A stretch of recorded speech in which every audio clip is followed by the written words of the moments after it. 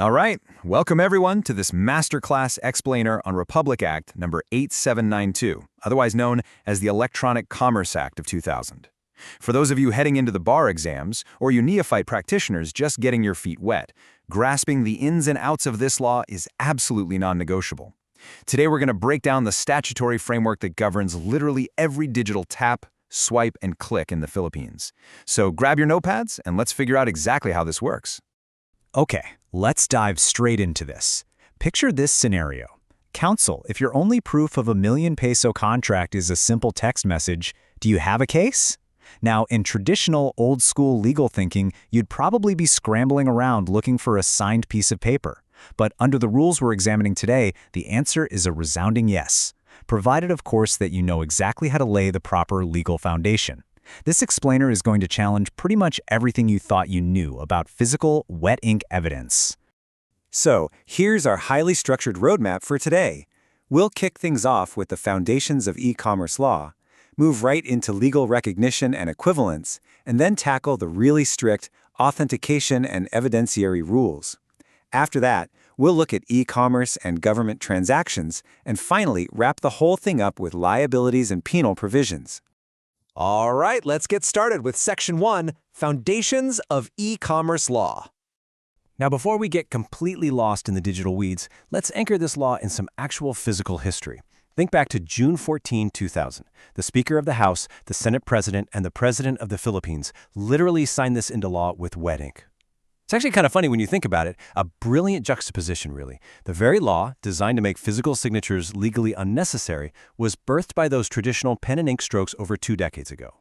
So what's really interesting here is just how broadly the law defines an electronic data message. It's any information generated, sent, received, or stored by electronic, optical, or similar means. The drafters purposely didn't box themselves in by limiting this to emails or, archaic floppy disks. By using this incredibly expansive language, they ensured the law remains technologically neutral. It's future-proof. It seamlessly encompasses text messages, blockchain records, and honestly, technologies that haven't even been invented yet. Okay, listen up, because here is a massive bar tip for you. Look really closely at the definition of an electronic signature. Yes, it's any distinctive mark, characteristic, or sound in electronic form representing identity. But the absolute most critical element, the one examiners absolutely love to test, is the intention of authenticating or approving that document.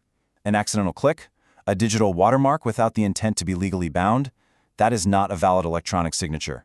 Intent is the magic word here. Do not forget that.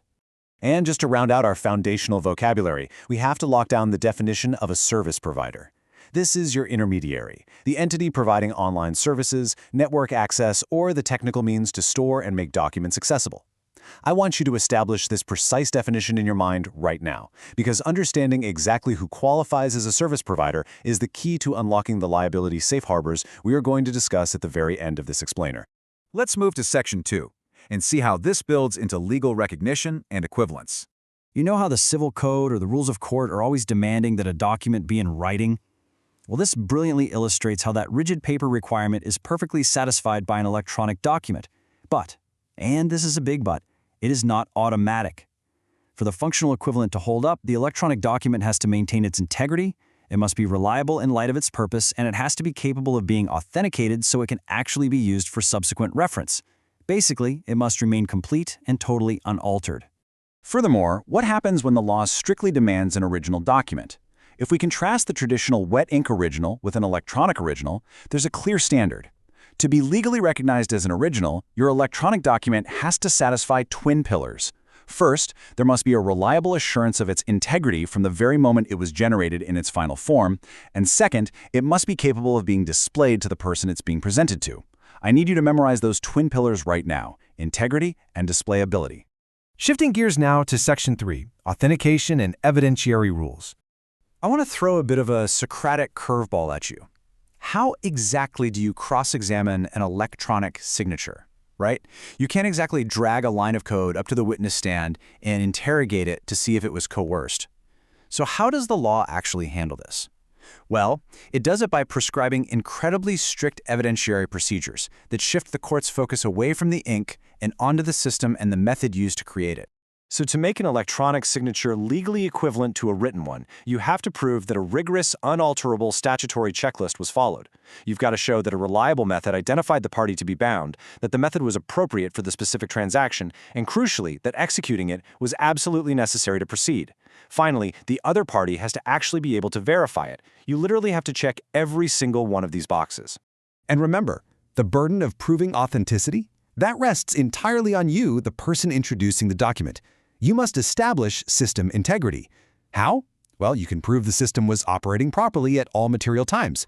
Or you can show the data was recorded by an adverse party in interest, meaning, hey, the opposing side logged it themselves. Or show that it was recorded in the usual and ordinary course of business by a totally neutral non-party. Guys, these are your absolute evidentiary lifelines in court. So the crucial takeaway here is captured perfectly in this statutory quote.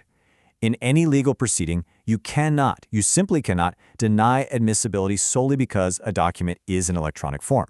An electronic document that actually complies with all those legal requirements of integrity and reliability we just talked about literally becomes the best evidence of the agreement under the rules. It's a total game changer.